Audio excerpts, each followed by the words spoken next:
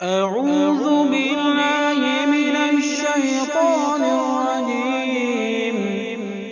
بسم الله الرحمن الرحيم. اللهم صل على محمد وآل محمد.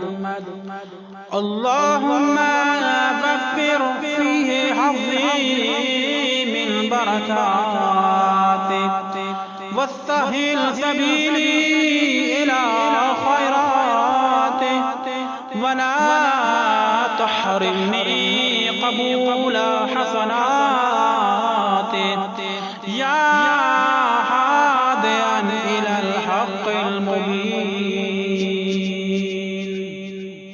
اے اللہ، آج کے دن اس ماہ کی برکتوں میں میرا حصہ زیادہ کر دے، اس کی بھلائیوں کے لیے میرا راستہ آسان فرما اور میری نیکیوں کی قبولیت سے مجھے محروم نہ کر، اے روشن حق کی طرف ہدایت کرنے والے.